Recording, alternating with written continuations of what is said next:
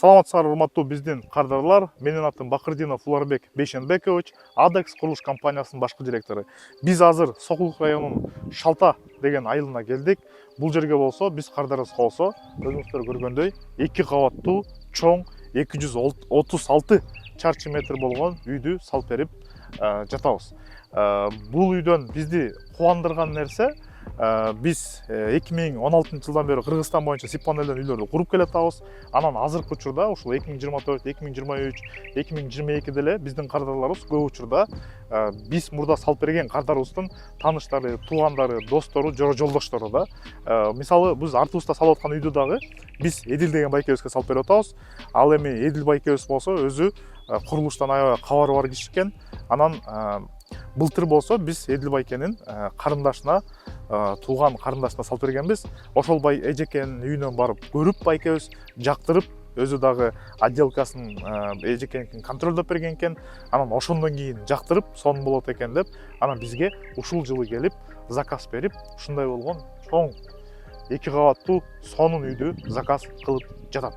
Эгерде сиз үйдү планировкасы кандай экенин, канча суммага айланат экенин, под евро ремонт канча болот экен, же болбосо сиз мен Черновой эле салдырат элем десеңиз, ушул видеонун аягына чейин көрсөңүз, толук маалымат алгандай болосуз.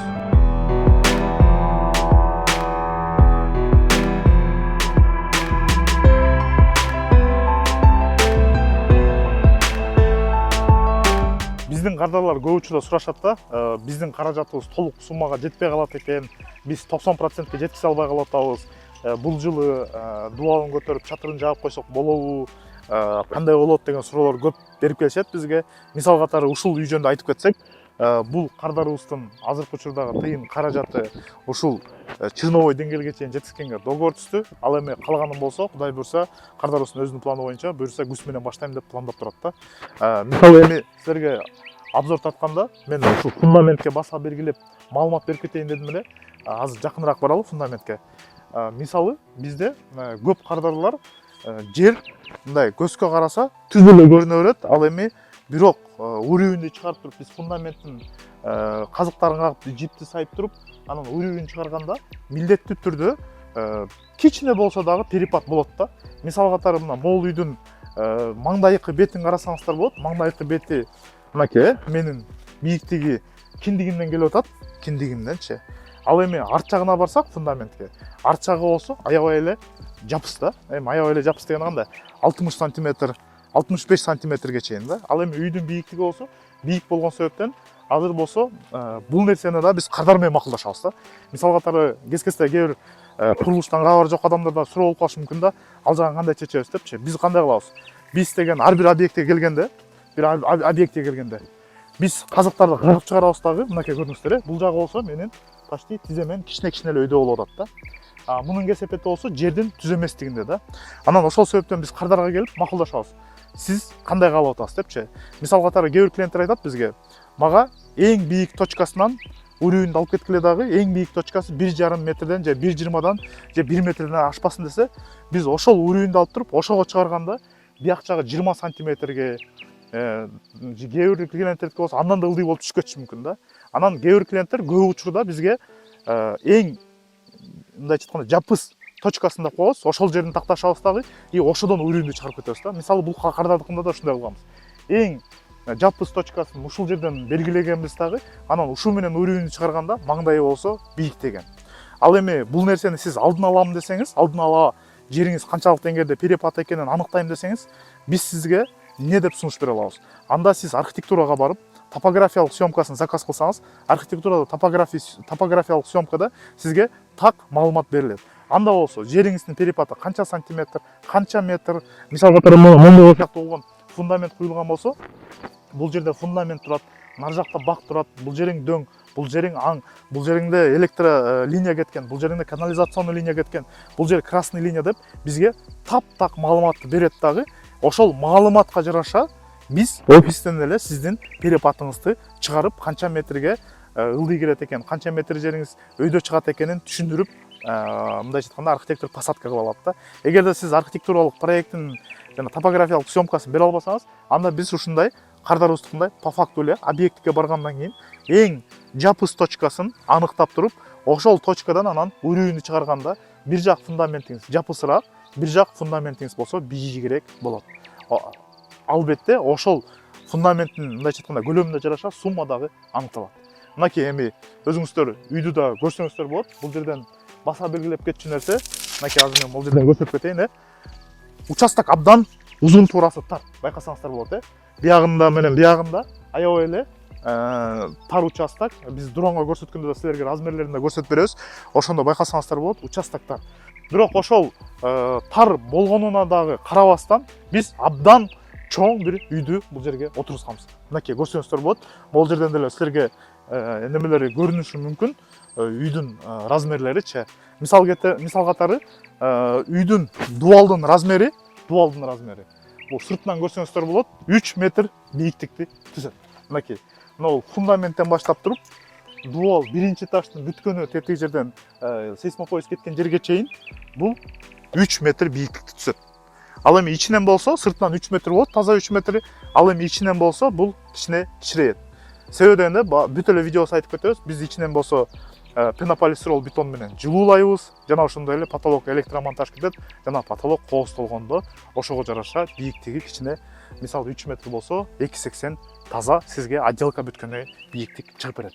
Эми азыр биз сиздер менен үйдүн ичине кире эле, үйдүн ичинин планировкасын көрсөтүп берели. Мынакей биз азыр үйдүн негизги крыльцосуна көтөрүлдүк. Көрдүңүздөр, ар бир клиент менен биз проектini макулдашып атканда ушул нерсенин баарын тең жекеме иштеп чыгабыз да. Мисалы участок тар, бирок тар болгонуна карабастан биз чоң үйдү салып жатабыз. Жана өзүңүздөр көргөндөй крыльцосу дагы абдан кенен. Бул жерге аябай чоң лестница курулат дагы, кардар колдонууда эч бир ыңгайсыздык жаралбайт. Себебинде көп учурда ушул крыльцону тар кылып алат дагы, анан күнүмдүк колдонууга келгенде кардарларыбыз же болбосо үй салдырган адамдар кыйналат да. Мынакей бул жерде болсо кенен крыльцо бар. Крыльцону болсо биз чатырын жаап кеткенбиз дагы. Азыр бул кардарыбыз менен макулдашкан планыбыз боюнча биз чырновой эле тапшырып берип атабыз да. Вот ушул стадия менен тапшырып берип атабыз да. Болгону биз ушул жерден анча-мынча мусорлардыбызды, тактайларды алып кетишибиз керек да. Мынакей биз эми үйдүн прихожкасына кирдик.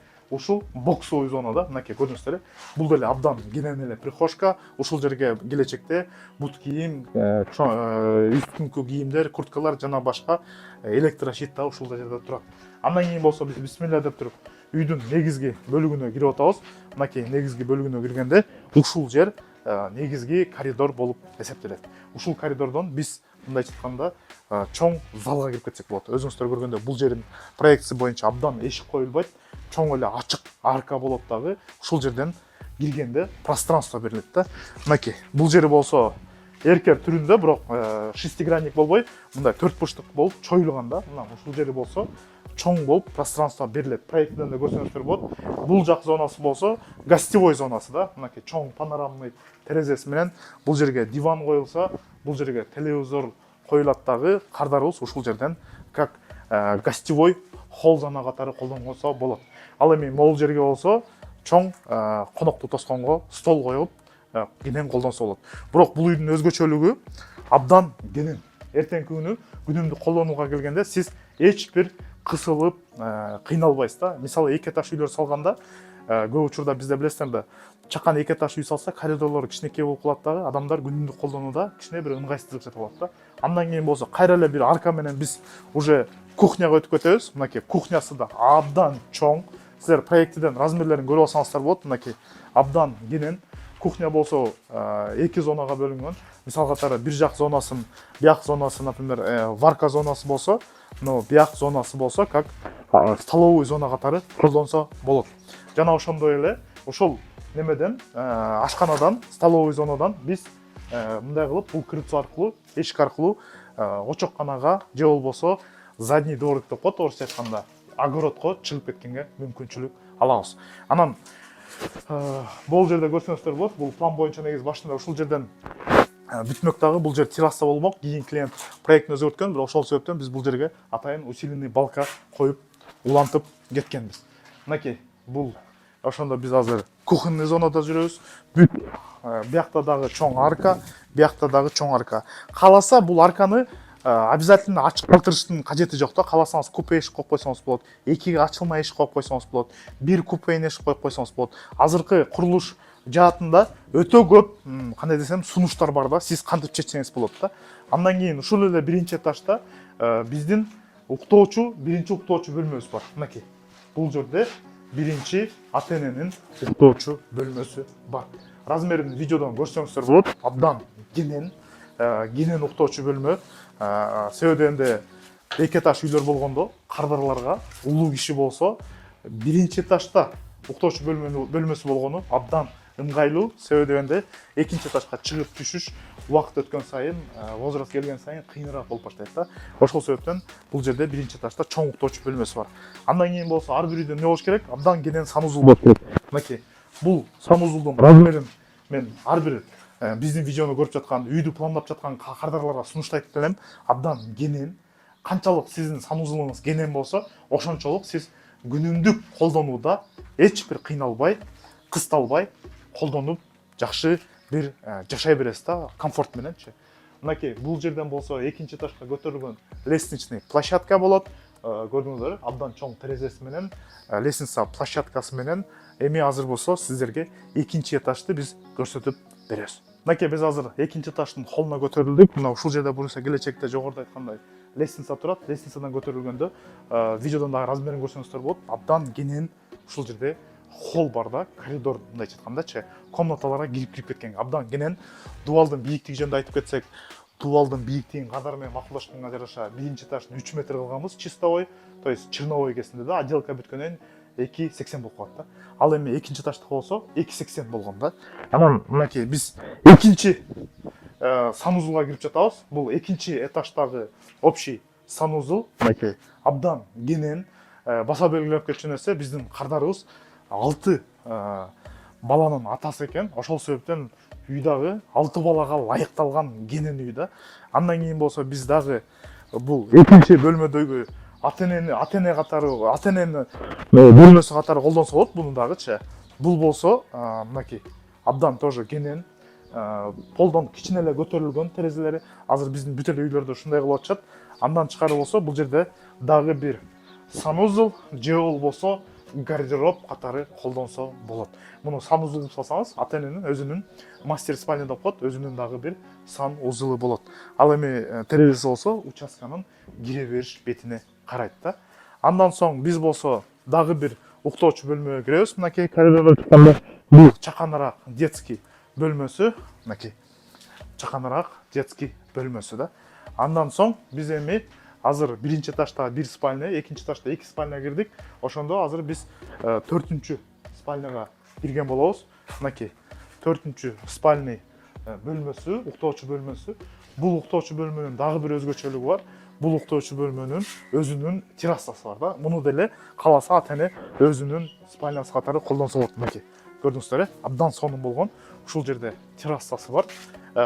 Полун сип менен сиптеп кеткенбиз, потологун жаап кеткенбиз, стойкаларын коюп кеткенбиз. Келечекте кардарбыз ушул жерге немелерди коюп, перилаларды коюп, же болбосо стекло менен, терезе менен, пластик менен жаап, күн как раз ушул беттен чыгат. Күн чыкканда эртең менен ушул жерде отуруп алып, чай ичип, мындайча айтканда, жумушка чыгаардын астында энергия алып туруп кетсе болот. Бирок биринчи проектисинде бул жер жок болчу. Баса белгилеп кеткен нерсе, башында бул проектибиз боюнча асты терраса болмок. Ал эми кардарыбыз кийин ал жерде кошуп ашкана зона кылгандан кийин, ошол эле ашкананын үстүн болсо биз кайра террасага айланып кеттик. Мынакей. Ошондо сонун болгон өзүнчө дагы бир терраса болуп калды да. Спальнялары абдан кенен. Мынакей эми биз 5-чи уктоочу бөлмөгө киребиз. Абдан чоң эле үй болчу. Мынакей бул бөлмө дагы абдан кенен болгон 5-чи уктоочу бөлмө. Бардык үйлөрдө болсо терезелери панорамдуу. Анан могул жерден да көрсөңүздөр болот. Мен баса белгилеп коеюн. Биз сип панелдерге 15 миллиметрлик оёзбуларды колдонобуз да. Бул сантиметр менен айтсак 1,5 сантиметрликти ээлейт да. Ошол себептен үй дагы бекемирээк болот. Ал эми үйдүн бийиктигин кардар өзү аныктайт. Себеби дегенде аны кантип аныктайбыз? Ал деген үйдүн пропорциясына жараша да. Мисал катары сиздин үйүңүздүн размери чоң болсо, ошончолук үйүңүздү бийигирээк кылышыбыз керек да. Канчалык үйүңүздүн размери кичинекейирээк болсо, биз анда үйдүн размерин кичирейтсек болот да. Мисал катары бул үйдүкүн азыр 3 кылдык. Мисалы 3,20 кылса деле үйгө жараша бермек да. Себебинде үйдүн өзүнүн размери 236 чарчы метрди түзөт. Ошол себептен кенен бул үйгө мындайча айтканда жараша берет.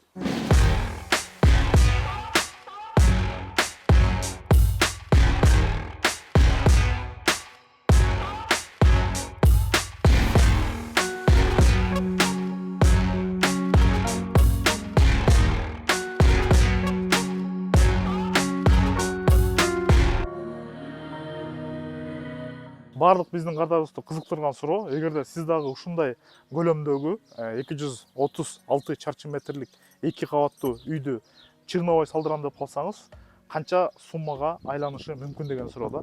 Мисалы, дагы бир жолу айтылайын, үйдүн суммасы биз ар бир кардар менен такташканга жараша, жеке характеристикага жараша чыгып кете берет да. Мисал катары фундаменттин бийиктигин бул кардарылыктыкындай кылсаңыз, же болбосо мындан жапсыраак кылсаңыз арзаныраак болот, же болбосо мындан бийигирээк кылсаңыз андан да кымбатыраак айланып кете берет да. Бул үйдүн дубалынын бийиктиги болсо биринчи этаждык 3 метр, экинчи этаждык болсо 2,80, жана ошондой эле крышасын болсо биз проф лист менен чатырын жаап кеткенбиз да.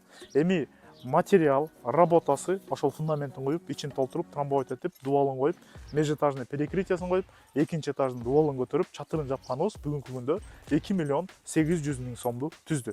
Мунун ичине материал да кирет, работасы кирет, ошол жерге алып келген доставкасы кирет, биздин фирманын услугабыз, биздин эмгек акыбыз кирет, жана ошондой эле мамлекетке төлөнчү налог дагы кирет бул суммага.